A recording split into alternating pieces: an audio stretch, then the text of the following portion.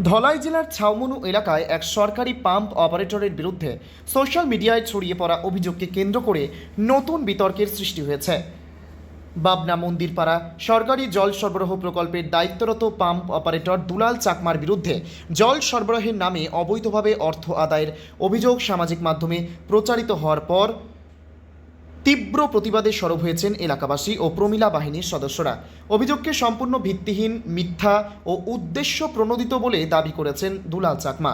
সংবাদ মাধ্যমের মুখোমুখি হয়ে তিনি বলেন, গত 6 থেকে 7 বছর ধরে তিনি নিষ্ঠা ও সততার সঙ্গে দায়িত্ব পালন করে আসছেন। এই দীর্ঘ সময়ে তার বিরুদ্ধে কোনো ধরনের অভিযোগ ওঠেনি, অথচ সম্প্রতি কিছু স্বার্থান্বেষী ব্যক্তি তার অনুপস্থিতির সুযোগ নিয়ে পাম্প হাউসের ছবি ও ভিডিও তুলে বিভ্রান্তিকর তথ্যসহ সামাজিক মাধ্যমে প্রচার করেছেন। দুলাল চাকমার দাবি, প্রতিদিনের মতো ডিউটি শেষ করে বাড়ি ফেরার পরেই এই ঘটনাটি ঘটানো হয়েছে।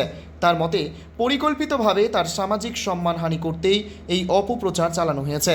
তিনি স্পষ্টভাবে জানান, তার বিরুদ্ধে অর্থ নেওয়ার কোনো প্রমাণ কেউ দেখাতে পারবেন না, বরং তিনি নিয়মিত 300 থেকে 400 পরিবারের কাছে জল সরবরাহ নিশ্চিত করেন এবং বিভিন্ন সামাজিক বা পারিবারিক অনুষ্ঠানের প্রয়োজনে বিনামূল্যেই অতিরিক্ত জল সরবরাহ করে থাকেন। এই ঘটনার বিরুদ্ধে আইনি পদক্ষেপ নেওয়ার প্রস্তুতিও শুরু করেছেন বলে জানান তিনি। এদিকে দুলাল চাকমার সমর্থনে সরব হয়েছেন এলাকার বাসিন্দারাও। প্রমিলা বাহিনীর সদস্য ও স্থানীয় মহিলারা সংবাদ মাধ্যমকে জানান, দুলাল চাকমা কখনো জল সরবরাহের বিনিময়ে কারো কাছ থেকে অর্থ নেননি। তার বিরুদ্ধে আনা অভিযোগ সম্পূর্ণ মিথ্যে এবং একটি সুপরিকল্পিত চক্রান্তের অংশ বলে দাবি করেন তারা। গ্রামবাসীদের বক্তব্য, এলাকায় জল সরবরাহ ব্যবস্থা স্বাভাবিক রয়েছে। কখনো কখনো যান্ত্রিক ত্রুটির কারণে সাময়িক সমস্যা দেখা দিলেও তা দ্রুত সমাধান করা হয়।